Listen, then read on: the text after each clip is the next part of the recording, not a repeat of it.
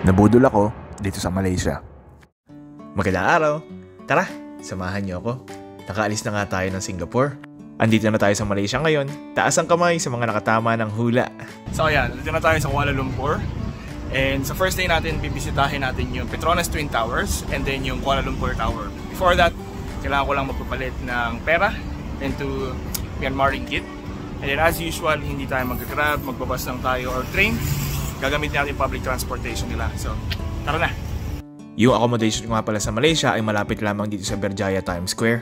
At syempre, yung unang bagay na ginawa natin is nagpapalit muna tayo ng Malaysian Ringgit o MYR.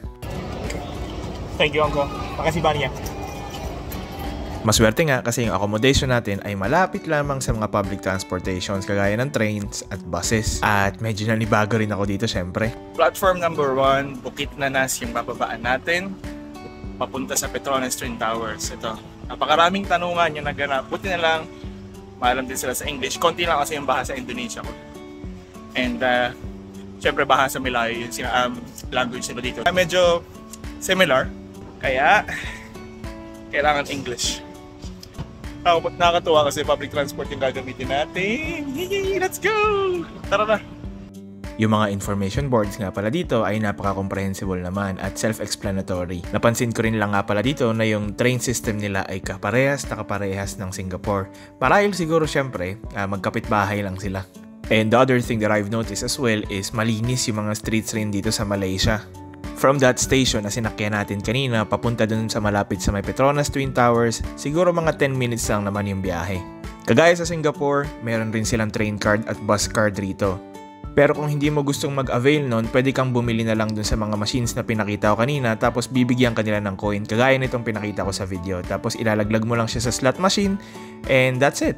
So, andito na tayo sa Bukit Nanas. Mula dito, mga 5 minutes walk lang papunta sa Petronas Tower. So tara, maglakad-lakad na muna tayo. At katulad nga ng Singapore, kahit napaka-industrialized nitong city ng Kuala Lumpur, napakarami pa ring trees, napakaraming halaman, nakaka-refresh pa rin. Yeah, so andito na tayo. Nandito tayo sa tapat ng Petronas Twin Towers. And medyo mainit kayo. Papawisan kayo dito. So magdala kayo ng towel or tubig, of course. Napakainit. At sing init nga ng panahon yung ganda na bumungad sa akin dito pagdating ko sa tapat mismo ng Petronas Twin Towers. Grabe, ang ganda ng tower na to. Talagang it's a must visit siya pag napunta ka sa Kuala Lumpur. So maglalakad-lakad tayo around it. Unfortunately, sarado siya for the public. Hindi ka pwede pumasok. Nakaupo na, no? Okay, nakaupo na. Habang kumukuha nga ako ng mga sarili kong pictures, may lumapit sa akin na akala ko Malaysian tapos tinanong ako kung gusto ko ba daw magpakuha ng photos. Nung una sabi ko okay lang, ayun pala Filipino rin si kuya.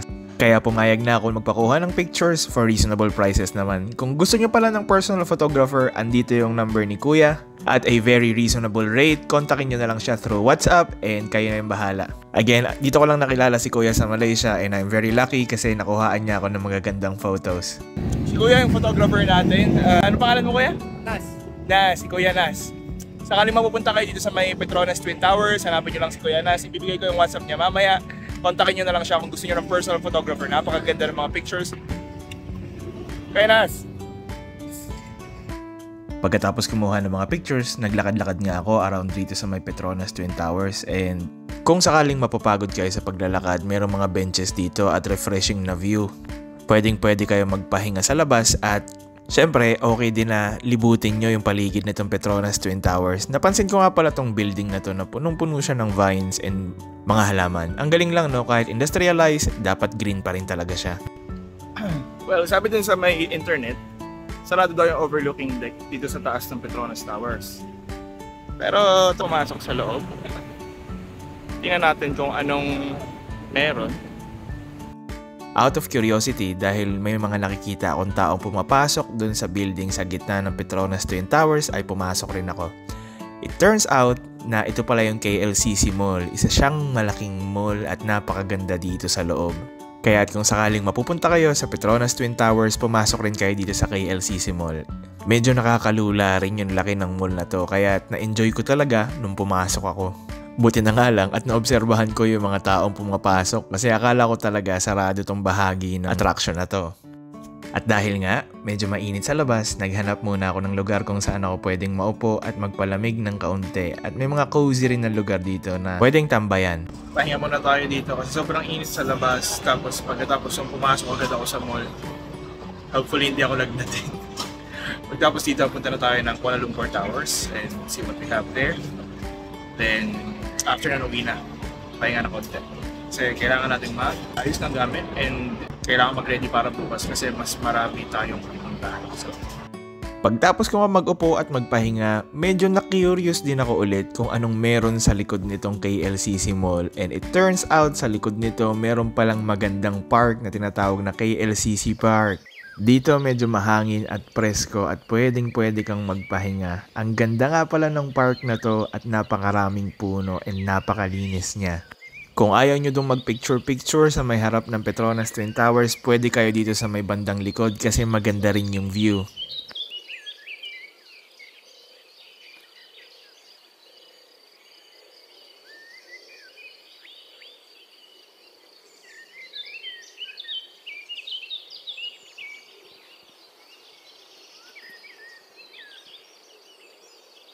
Pagkatapos nga dito sa KLCC Park, nagsimula na tayong maglakad papunta sa Kuala Lumpur Towers.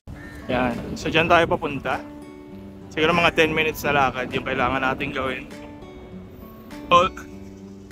Although sabi ni Kuya, pwede naman daw sumakay ng bus, yung green bus kanina. Kaso kailangan ng card. Sabi ko wala ako ng card na yon, medyo malayo pala yung bilihan. So sabi ko, pagdating ko kung saan merong bilihan, bibili na lang ako. Para bukas, pwede na sumakay ng bus. Lakad lang muna for now. At nagsimula na nga tayong maglakad at dito tayo nabudol ni Google Maps. Kung pupunta kayo dito sa Kuala Lumpur Tower, huwag kayong maglakad. Sobrang layo pala nito. Sabi dun sa Google Maps, 17 minutes lang. Mag-grab kayo. Promise, nakakapagod. Sobrang layo niya. Isang oras at mahigit nga pala ako naglakad para makapunta dito sa KL Towers at dito ko rin natutunan na ito pala yung 7th tallest communication tower sa buong mundo. Pagkatapos ng lakad, hagdan naman. Pero tara, gusto natin to eh. Kapoy, Jud! At syempre, pagkatapos ng halos 1.5 oras na lakaran, narating na natin yung Kuala Lumpur Towers. Wow! Marami ring tao dito sa taas. Yun nga lang, kailangan talaga na meron kayong sasakyan dito dapat kasi napaka layo niya mula dun sa baba. Tapos medyo malayo-layo yung lakad galing dun sa Petronas Twin Towers. And unfortunately today, sa dinami-dami ng araw, merong maintenance. Anyway, it's all worth it naman. Napakaganda rin dito. Enjoy ko muna yung view. And if there's anything that I find really attractive, i-film ko siya and then I'll show you. Kapag ka lumakad ka pa ng kaunti, makikita mo itong mga steps na to papunta dun sa may entrance ng Kuala Lumpur Tower. Open area dito kung saan pwede kayo mag-take ng pictures at pwede rin kayo magpahinga at yun yung nakita natin. Napagod ka na tapos ganun pa yung makikita mo. Mama! At dahil medyo mataas na rin tong area ng Kuala Lumpur Towers, somewhat meron ding overlooking view ng mga buildings. At medyo mahangin dito sa itaas kaya masarap pa rin magpahinga. Kung nakaabot ka pala sa part ng video na ito, i-comment mo naman yung salitang Kuala. Well, sa dinami-dami ng lakad na yun, narating pa rin naman natin yung goal natin which is itong Kuala Lumpur Tower. It's actually massive. It reminds me of Kuwait Towers. Sobrang similar sila. Only that, sarado yung observation deck nito.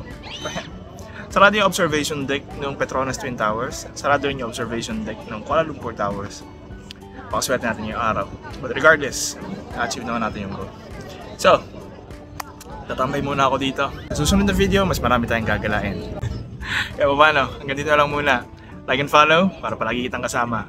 Hanggang sa muli, paalam.